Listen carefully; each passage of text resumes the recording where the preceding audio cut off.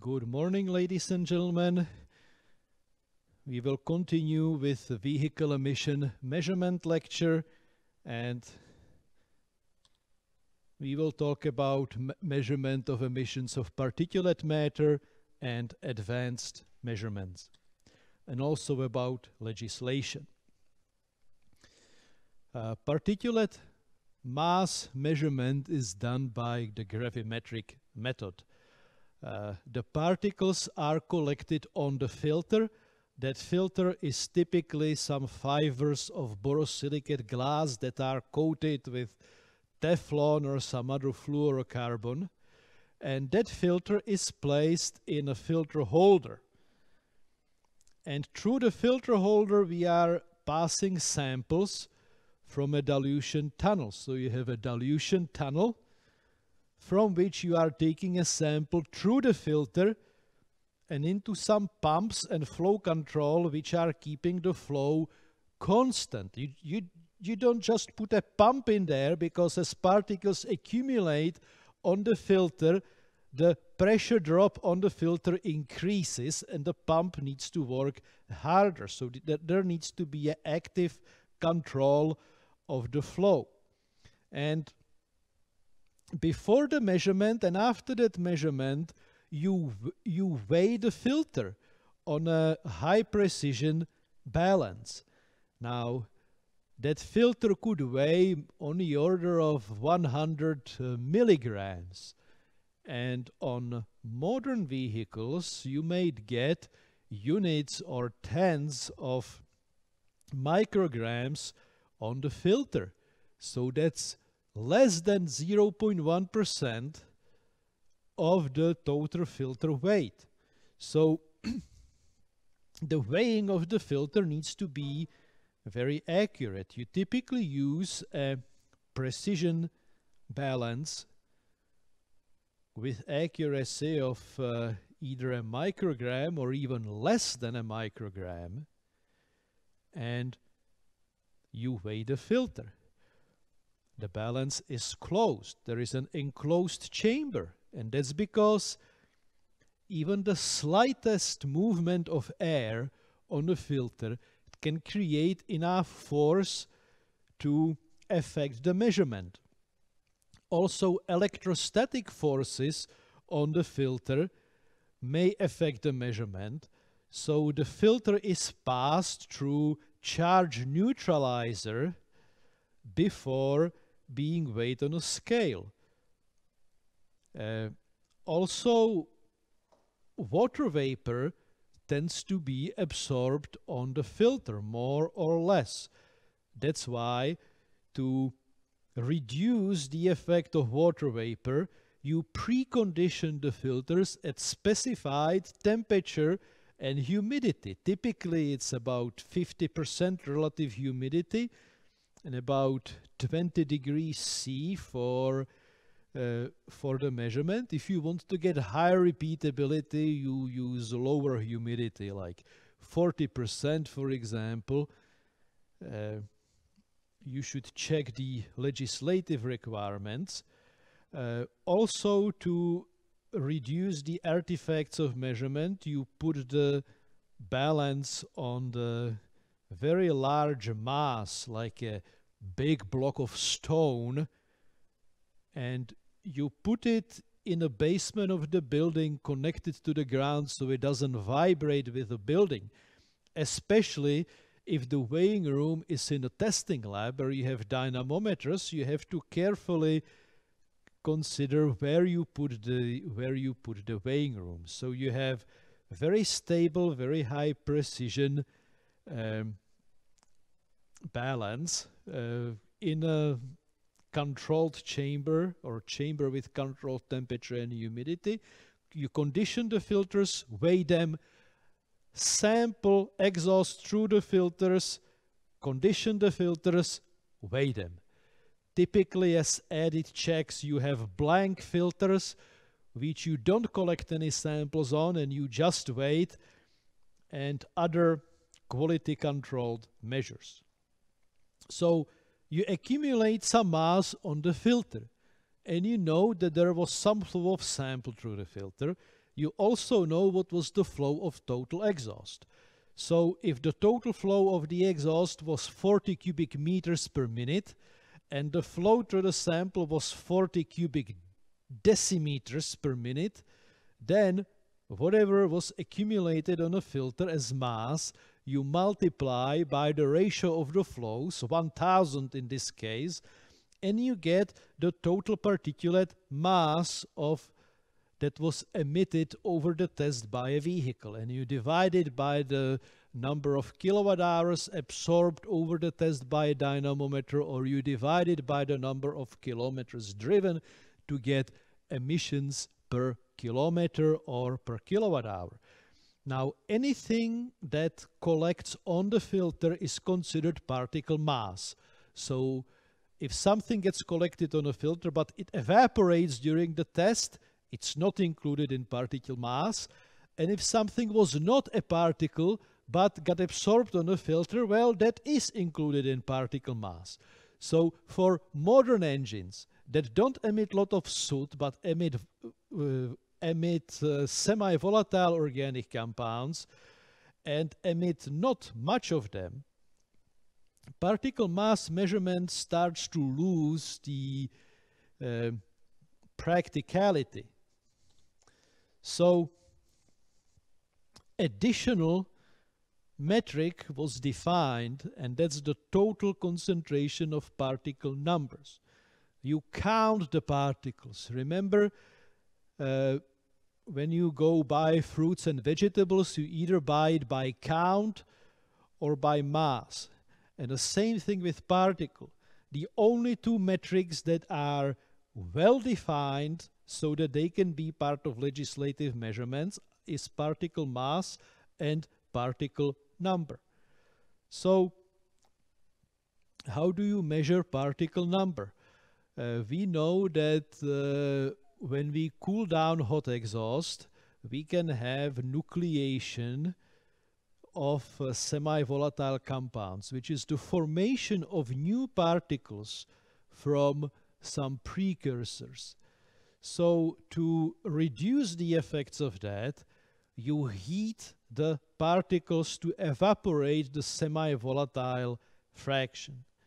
So the protocol that was the result of very long deliberations of groups of experts and many validation and verification experiments is the particle number measurement, or the protocol, or the PMP, which is part of the United Nations regulation number 83, and that get adopted by European Commission in Euro 5B and Euro 6 standards. And that's the total number of non-volatile particles. You start with dilution tunnel. You take a sample. In a cyclone, you separate out large particles. Large particles could be some agglomerates that got released during shaking of the exhaust, or engine wear particles, or dust particles. So in a cyclone, you remove large particles. Then you have primary dilution, and it's a hot primary dilution, because if you first cool down the exhaust and then you dilute, you may or may not have condensation of semi-volatile materials. If you keep it hot and then dilute, then you greatly reduce the chances of formation of particles in your sampling system. So first we dilute, then we heat the sample, including the particles, to more than 350 degrees centigrade. Now, elementary carbon typically combusts at about 550 to 650 degrees centigrade, the particles that are in the exhaust. Not graphite blocks in nuclear reactor, they combust at much, much higher temperatures. But small particles, soot particles, typically around 600. So if you heat the sample to 350 C, you don't burn the soot particles, but you evaporate fuel vapors, oil vapors, many of the semi-volatile material. Well, if I cool it down now, whatever I evaporated might condense again. So to prevent condensation of material that just got evaporated, there is a second dilution, particle number dilution number 2. And that's diluted to ambient temperature, because dilution air is at ambient temperature. And then particles are counted by condensation particle counter, or the particle number counter. How condensation counter works is you have some working medium like butanol,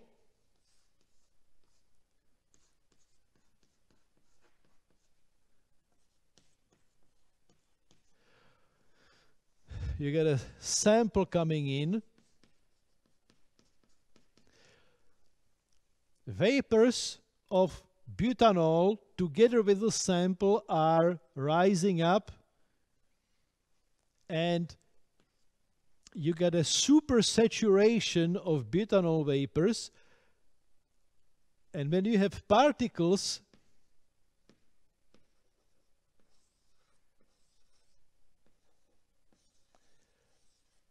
butanol condenses around the particles and makes them bigger.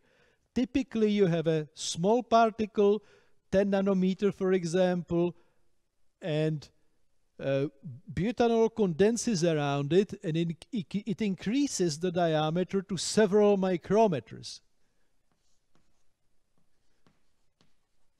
And then up here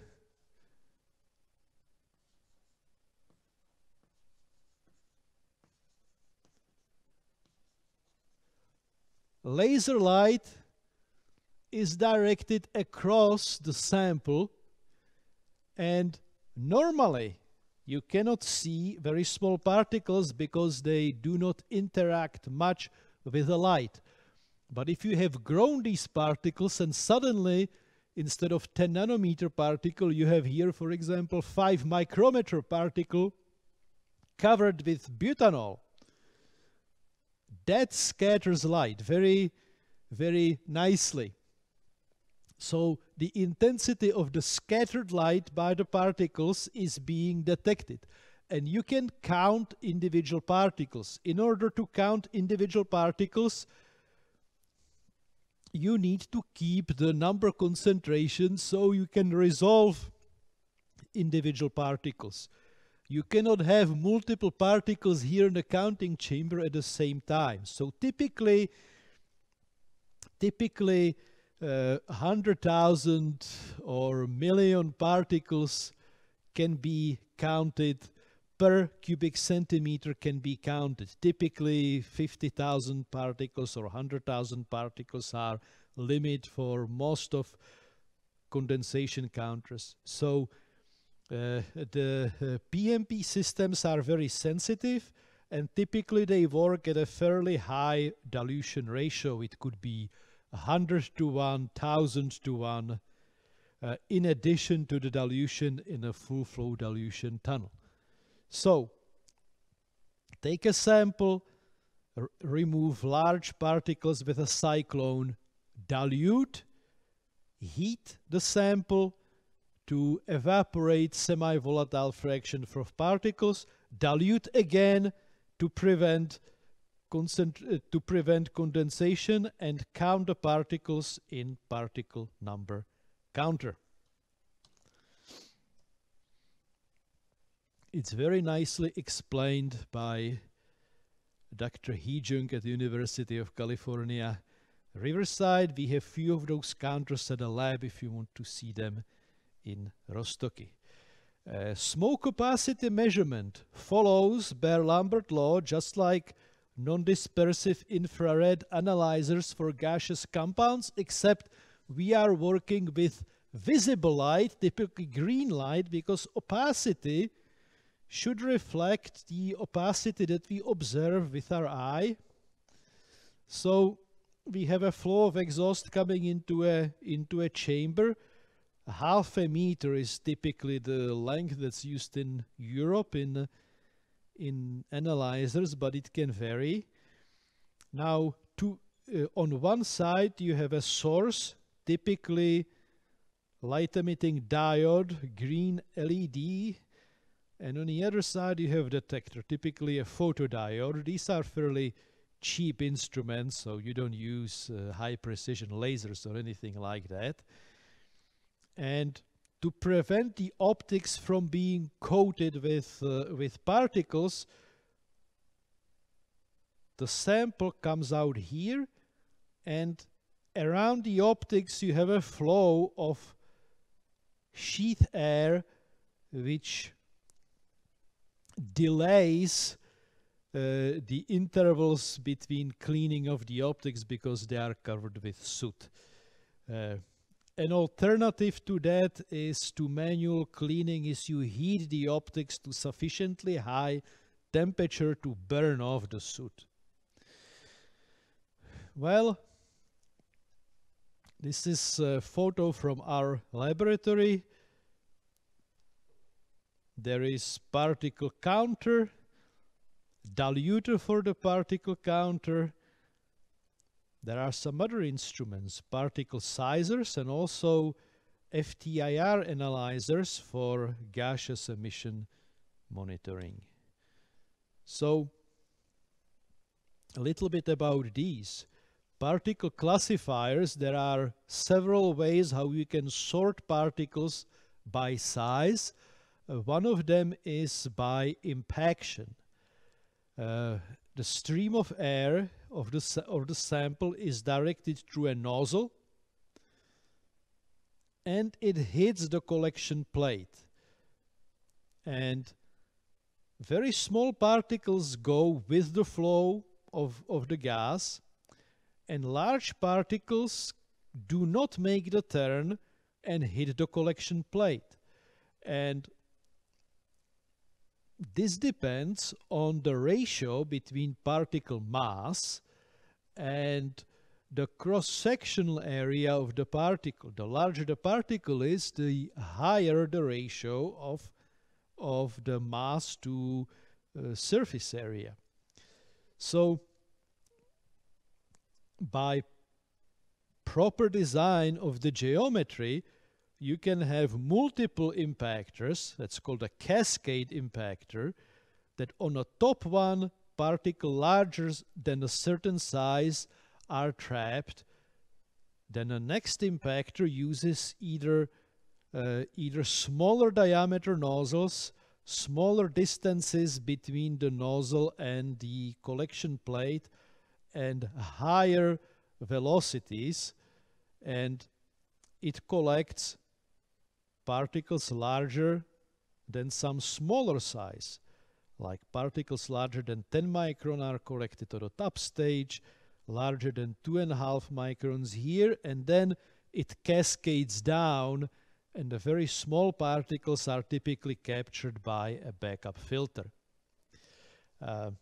We have another instrument in a lab, engine exhaust particle sizer, where particles are charged by corona discharge. It's a diffusion charging of the particles, and the charged particles are going, there are two cylinders, the outer cylinder and the inner cylinder, and the particles are going in between the inner cylinder, where you have high voltage applied to it, and the outer cylinder, which has measurement electrodes. The particles are charged, and with the same polarity you have high voltage applied on the electrode. So particles are being forced by the air to go down and also forced by electrostatic force to go away from the high voltage electrode. And depending on the ratio or on a mobility in the electric field, the particles where the electrostatic force is higher, they get collected in the upper electrodes, and the particle with a lot of inertia and relatively low electrostatic to inertial force is collected at the bottom. So smaller particles are collected at the top, larger, and the largest one at the bottom. There is a whole lot of theory. I recommend Bill Hines' Aerosol Engineering book. And from the measured currents, very small ones, on the order of femtoamperes, the concentrations of particles in each size bin from about 5 nanometers to about half a micrometer are measured. It's a very nice instrument.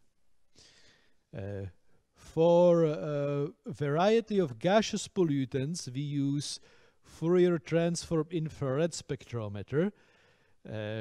I think that's a very nice instrument because it's not limited to one region of wavelengths like NDIR analyzers, but allows for measurement at many different wavelengths. The spectrometer uses interferometer, where light from an infrared source, typically a heated silicon carbide element, together with some reference light, coherent light of a fixed wavelength like helium neon laser, is being directed through a beam splitter, which is semi-permeable mirror. Part of the beam goes to a fixed mirror from which it is reflected, and part of the beam goes through a moving mirror which moves back and forth, and part of that is being reflected.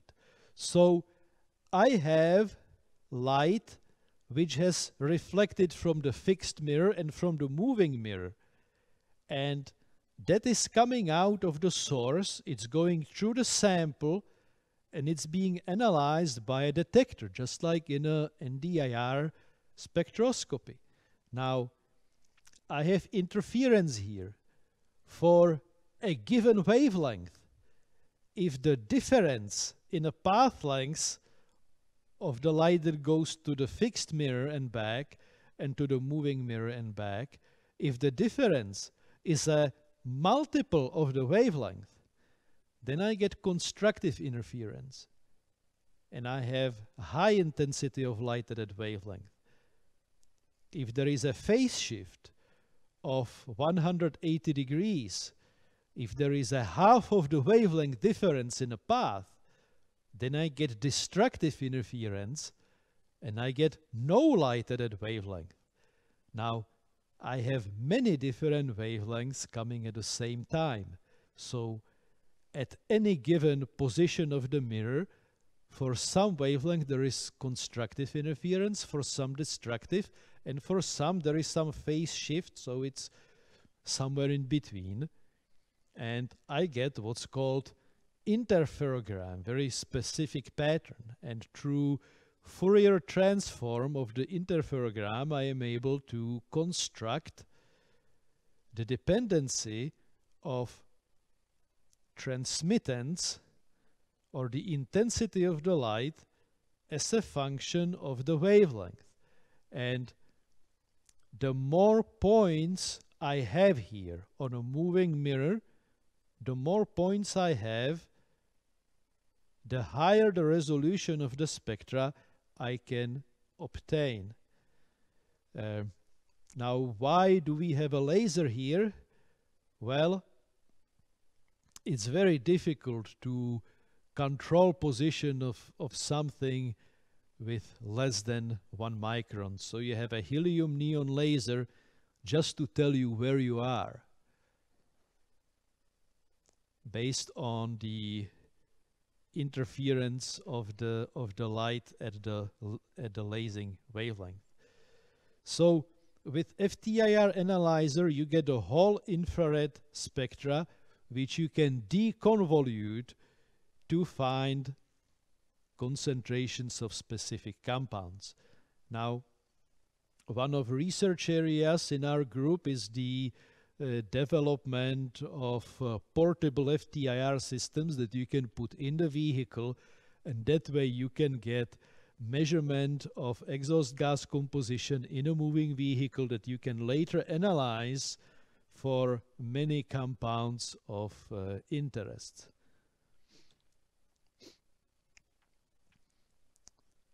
We did a validation of such a system a few years ago at the European Commission Joint Research Center, and it matches fairly well with laboratory measurements in the laboratory, and also with mobile unit with the portable emissions monitoring systems in the moving vehicle. So typical measurement of exhaust for research purposes. We have vehicle that has been on the road with FTIR analyzer measuring the concentration of many gaseous compounds, particle number analyzer, NanoMet, and these are used on the road. And this vehicle is now in a chassis dynamometer in a laboratory, and you have additional particle classifiers measuring particle size distributions, and samples of the exhaust are also collected on large filters for advanced chemical analysis. And the next step after FTIR is tunable diode lasers, which can tune to very specific wavelength. So some compounds are easy to measure in infrared. Some you need to work at resolving, for example, nitric oxide and water. Some compounds like N2O, they have very much of an interference, CO2, CO. So to resolve this, you need to measure at very high resolution or at very specific wavelength. So maybe in the future we will see more tunable diode lasers. How such data can be used? Well, for example, in a vehicle equipped with a lean NOx strap, you can see periodic regeneration of a lean NOx strap. You can see that you have peaks of N2O, methane, ammonia, carbon monoxide. And you can also see that when there is no regeneration, there are higher nitrogen oxide engines coming from the emissions. Some projects that we've run in the past were student projects. What happens with using alcohol fuel E85 in an unmodified car. Biodiesel emissions can be analyzed this way, and this is an example of a platform for real driving emission measurements. The analyzer is either in the vehicle or outside of a vehicle on a towing mechanism for towing trailers. In this case, the exhaust flow measurement is outside of the vehicle and the analyzer is in the vehicle. This is instrumented vehicle from the Lombardy region in Italy, measured at the European Commission Joint Research Center. And I think the real driving emissions in the future will also extend to very large engines and also to very small engines, motorcycles, moped, and possibly even small engines used in garden machinery. Here our colleagues from Technical University of Liberec running tests at European Commission Joint Research Center with a homemade monitoring system. This is a garden machinery being tested. More tests here in Czech Republic with the lawnmowers. In a similar way, how we measure particles from internal combustion engines in the exhaust, we also measure particles from brake wear. The brake mechanism is enclosed in a tight chamber. It's powered by a dynamometer. The dynamometer spins up a flywheel with a brake rotor. There is brake caliper in there, and by applying controlled pressure of the brake fluid, there is regulated braking. Particles from the braking procedure, the brake wear particles, are scavenged by a flow of the cooling air that cools the brake mechanism at the same time. And there you have particles flowing at a defined flow, just like in a full flow dilution tunnel, and you can take a sample and assess particles from the brake wear. That procedure has been recently developed by international consortium.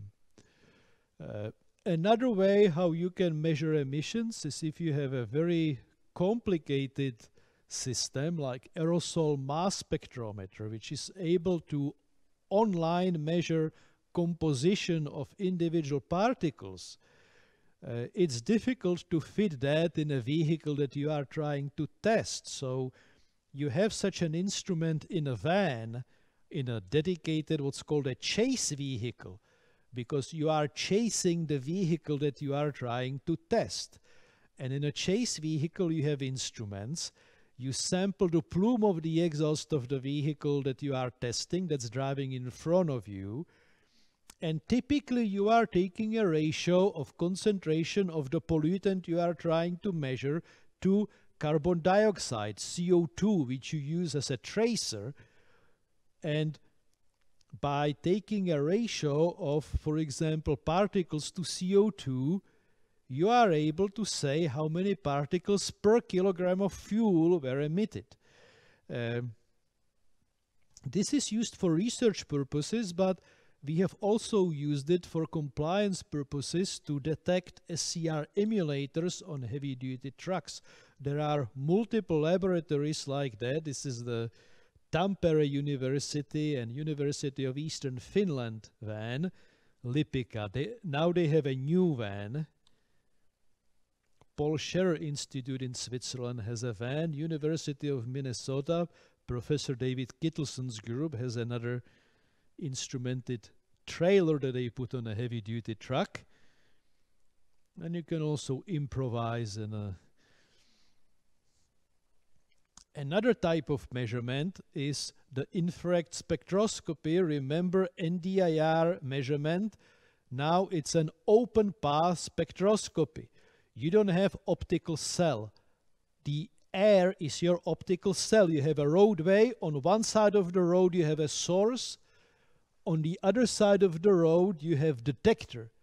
And what gets absorbed across the road? Well, from that you measure the concentrations of the pollutants above the road. Now typically you have a source, you have a mirror on the other end of the road, so you have a source, light is reflected, and the source and detectors are at the same place. Typically it's a relative measurement because the plume of the exhaust is diluted differently every time. So it's a measurement where you get pollutants per kilogram of fuel, and that you can recalculate to some rough approximations of emissions per kilometer.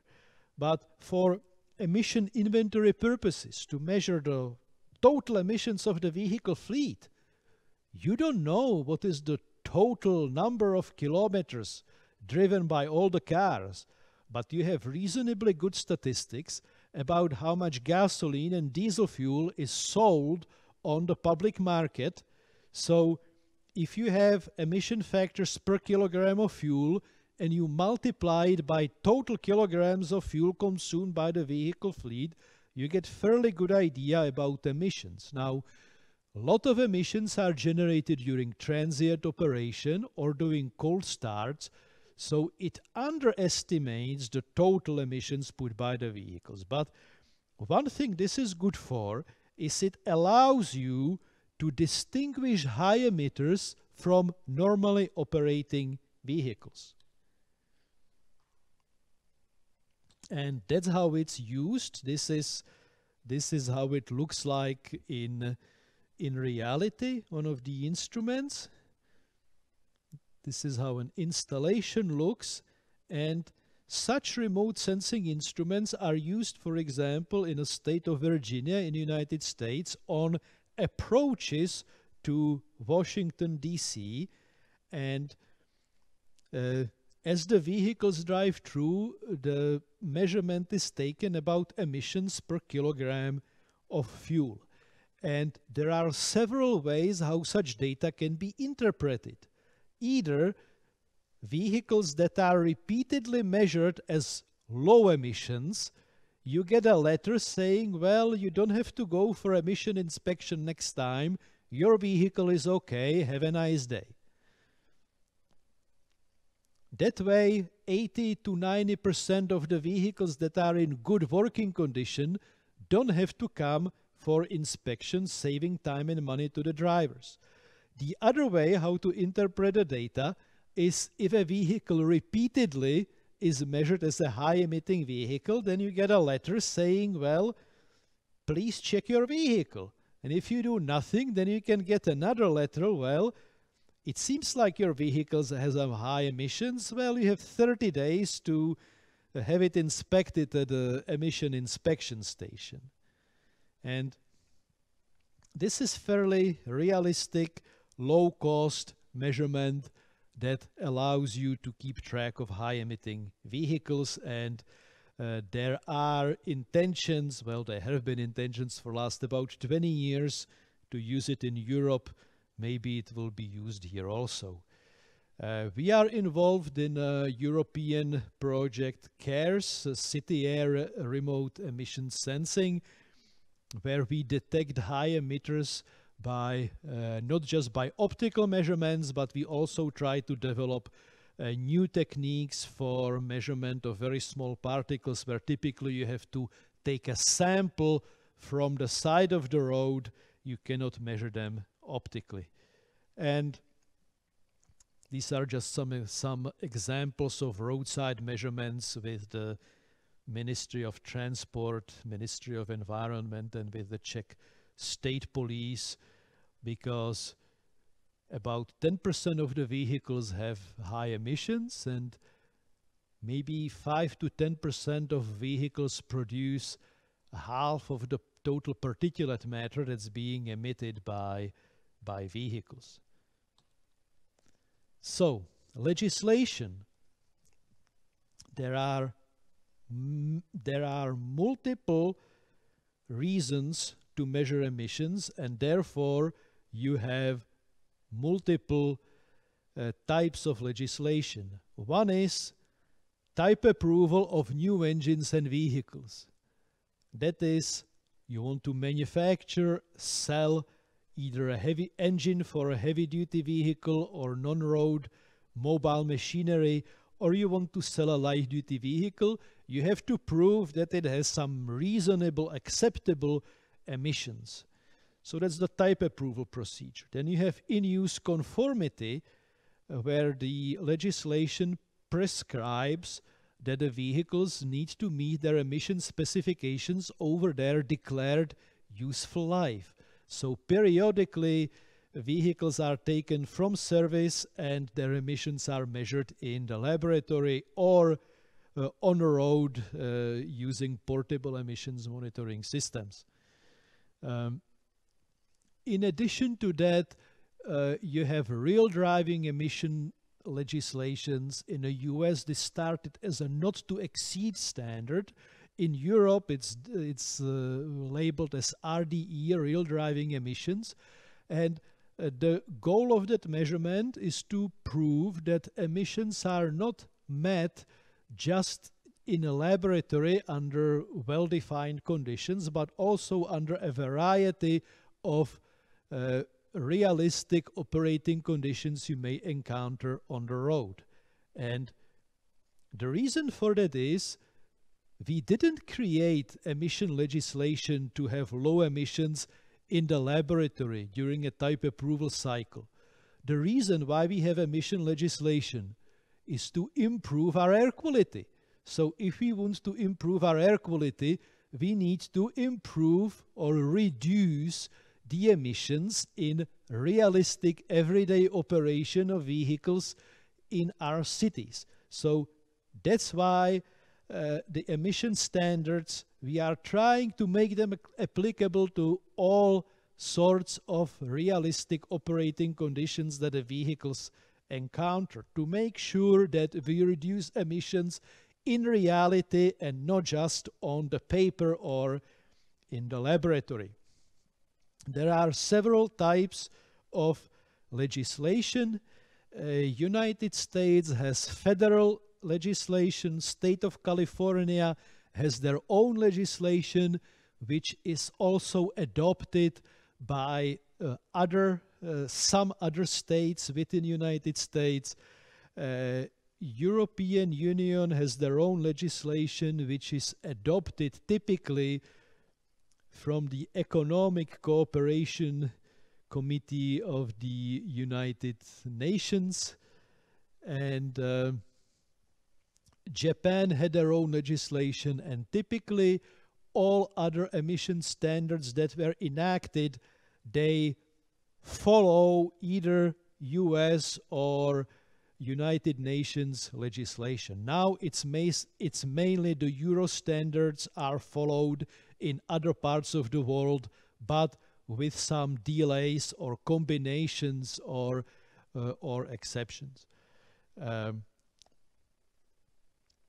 Where you find about legislation, my favorite one is DieselNet, where there is a free overview.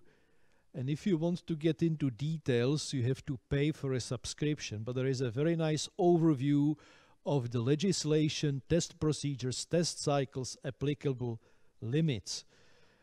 Delphi also publishes emission standards. And if you want to really go to the legislation, all European legislation is on EURLEX, free of charge. Everything is there. The legislation is fairly comprehensive. It's also written so that people understand it. It's very voluminous, and it refers to other legislation. So there are many acts, directives, orders, and they are referred to each other. So it's not that you print out one directive that you will read at home. You better find what it refers to and include all of those in your reading. US Code of Federal Register tends to be more comprehensive, that it has less references to other registration, but it's also voluminous and it's also free of charge to access. People ask me about what Euro 7 will be about. What will be the future of emission legislation? Have we reached the limit? Can it be even lowered or not? Well, I don't know what Euro 7 will be about, but I expect that the pollutants and conditions that are viewed today as problematic have a high chance of being reflected in future emission legislation. I expect that particle number emissions will be established for everything, all engines. I also expect that NOx emissions, the limit for NOx emissions, will be further reduced, or if they will not be reduced, They will be kept at the same numerical value, but it will be applicable to a wider range of operating conditions and temperatures and engine loads. Most likely, NO2 will be regulated either separately or as a limit on a ratio of NO2 to NOx. Ammonia is already regulated in heavy-duty trucks to 10 ppm concentration in tailpipe average. I expect that ammonia might be regulated just like NOx for a wider range of engines and conditions. We might or might not see limits on aldehydes. They are a problem, but they tend to be taken care of by oxidation catalysts, so it's an open question. Almost certainly there will be some limits on methane and nitrous oxide, N2O, which are very potent greenhouse gases. Methane is about 25 to 30 times as potent as CO2, and nitrous oxide about or just under 300 times. So they are very potent greenhouse gases, and they will probably be also included in emissions legislation. Separately to criteria pollutants, there will be limits on greenhouse gases, on CO2 or CO2 equivalent for the engines. Now, CO2, whether it's a greenhouse gas contributing to climate change or not, depends on the origin of carbon. But when you design an engine, you don't know what fuel it will run on. So the limit on CO2 emissions from the engine is essentially a limit on fuel consumption to make our engines and vehicles more fuel efficient. Now, where to get your carbon? That's a separate legislation, and that is the embedded energy or the carbon footprint or the fossil carbon content of the fuels, and that's regulated separately. Where your fuel should come from, whether it should include some amount of biofuels, first or second or some advanced generation. So health relevant pollutants and emissions of greenhouse gases. Those are the two most pressing needs of the engines, and the future of the engines depend on whether we can keep down the emissions of health relevant pollutants to a reasonable level, and also whether we can keep down greenhouse gas emissions to a reasonable level by finding carbon neutral fuel and combusting them without excessive emissions of methane and nitrous oxide. So it's not like there is or is not future for the engines. It depends on whether we can find carbon neutral sources and keep emissions reasonable. In my opinion, there will be many parallel fuels and technologies, and the future will decide which ones are most effective. So, thank you for your attention. If you have any questions, call me, write me. If the university will be open, then come visit. For our students, write me on a chat, and I'm wishing everyone a good day. Thank you for your attention. Drive safely.